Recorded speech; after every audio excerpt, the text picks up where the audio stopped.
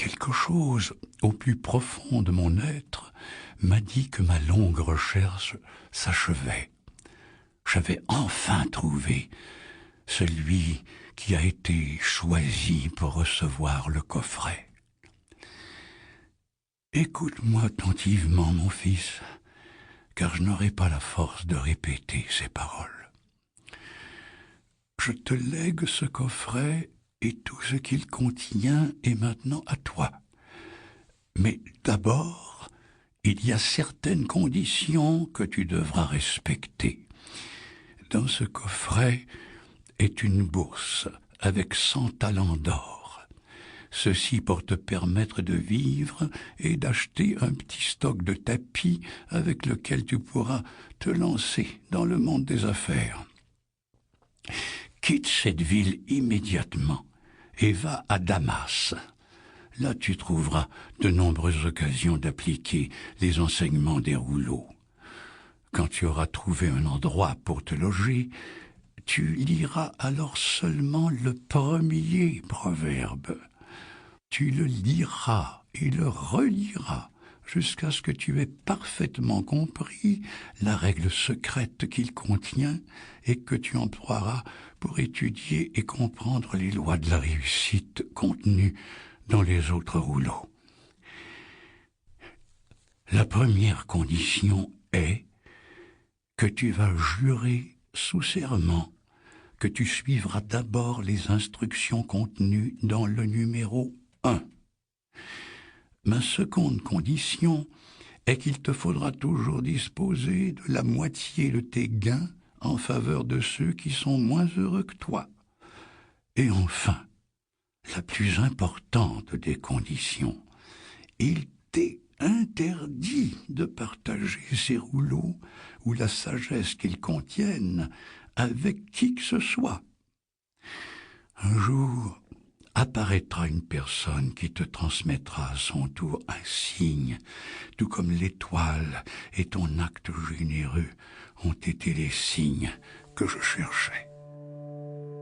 Veux-tu me promettre d'exécuter ces 3 conditions? Je le promets. Prends le coffret et pars. Afid laissait sans honte couler les larmes sur ses joues et quitta définitivement Patros. Afid abandonna enfin cette célèbre rue et s'enquit d'un logement qu'il n'eut aucune peine à trouver dans une auberge appelée Mocha. La chambre était propre et il paya son loyer d'avance pour 1 mois, ce qui lui assura la considération du propriétaire, Antoine. Il mena ensuite sa monture à l'étable derrière l'auberge, se baigna dans les eaux du Barada.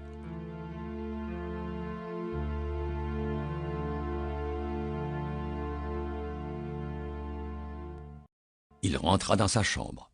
Il posa le petit coffre de cèdre au pied de son lit et déroula la lanière de cuir qui l'enserrait. Le couvercle s'ouvrit facilement et il considéra attentivement les rouleaux de cuir. Ses doutes et ses appréhensions revinrent à la charge tandis qu'il tournait son regard dans la direction d'où montaient les voix assourdies et il sentit s'évanouir sa confiance. Il ferma les yeux, appuya la tête contre le mur et se lamenta à haute voix. Il se laissa tomber sur le lit où, épuisé par le voyage, il pleura jusqu'au moment où le sommeil s'empara de lui.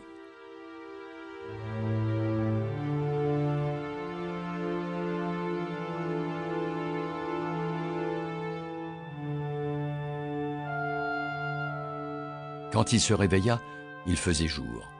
Avant même d'ouvrir les yeux, il entendit le gazouillis et quand il s'assit, il aperçut, incrédule, le moineau perché sur le couvercle rabattu du coffre contenant les rouleaux. Son visiteur, emplumé, pencha la tête de côté et lui rendit son regard. Afid s'approcha lentement, la main tendue. L'oiseau sauta sur sa paume. C'est alors qu'il se souvint de Patros. Il se répéta ces paroles à haute voix. L'échec n'aura jamais raison de toi si ta volonté d'atteindre le succès est suffisamment puissante.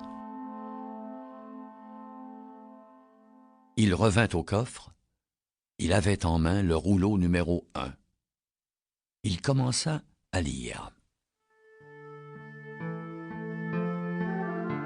Premier proverbe.